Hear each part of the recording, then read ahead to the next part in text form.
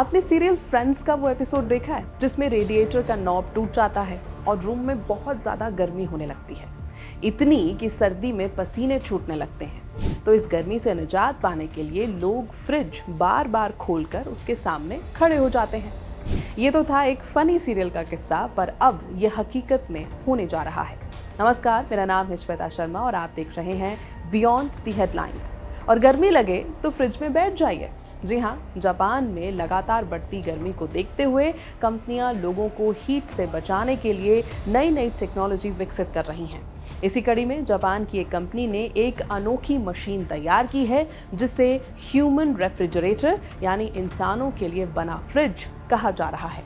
ये मशीन देखने में एक बड़े रेफ्रिजरेटर जैसी लगती है, लेकिन इसका मकसद सिर्फ एक व्यक्ति के शरीर को कुछ ही मिनट्स में ठंडा करना है। इस नई मशीन का नाम है दो हीमन बॉक्स। इसे जापान की रेफ्रिजरेशन और वेंडिंग मशीन बनाने वाली कंपनी STRS ने विकसित की है। वहीं इंडस्ट्रियल इक्विपमेंट सप्लायर ट्रुस्को नाकायामा इसे बाजार में बेच रही है।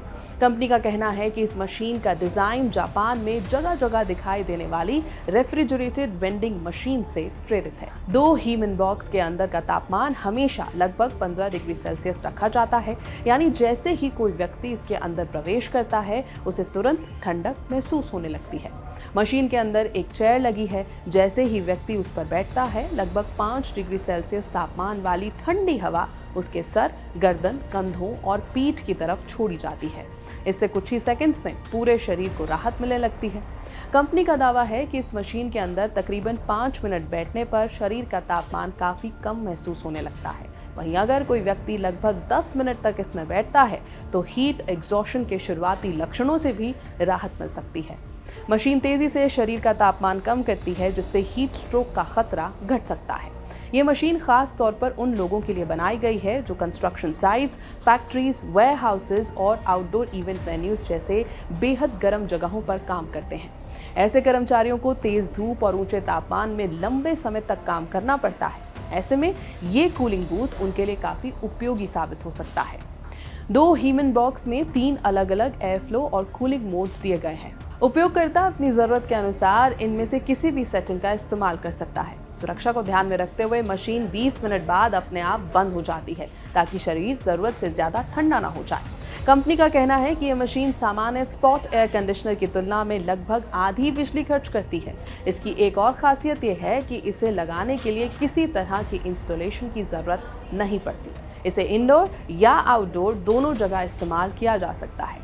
मशीन के नीचे व्हील्स लगे हैं, इसलिए इसे आसानी से एक जगह से दूसरी जगह ले जाया जा सकता है। जापान में इस समय गर्मी लगातार नए रिकॉर्ड बना रही है। हाल ही में वहां 40 डिग्री सेल्सियस से अधिक तापमान वाले दिनों के लिए नया टर्मिनोलॉजी भी अपनाया गया है। बढ़ती गर्मी के कारण हीट स्ट्रोक के मामले भी तेजी से बढ़े हैं। सिर्फ 15 जुलाई को टोक्यो में हीट स्ट्रोक की वजह से 48 लोगों को अस्पताल में भर्ती कराना पड़ा था। इसी वजह से जापान की कंपनियां और स्थानीय प्रशासन ऐसी नई टेक्नोलॉजीज पर तेजी से काम कर रहे हैं जो लोगों को खतरनाक गर्मी से बचा सके। दो हीमन बॉक्स को भी इसी दिशा में एक बड़ा इनोवेशन माना जा रहा है। फिलहाल ये मशीन जापान में इंडस्ट्रियल इक्विपमेंट डिस्ट्रीब्यूटर्स के जरिए बिक्री के लिए उपलब्ध है। इसके स्टैंडर्ड मॉडल की कीमत तकरीबन 15 लाख येन यानी तकरीबन 8 लाख रुपए रखी गई है।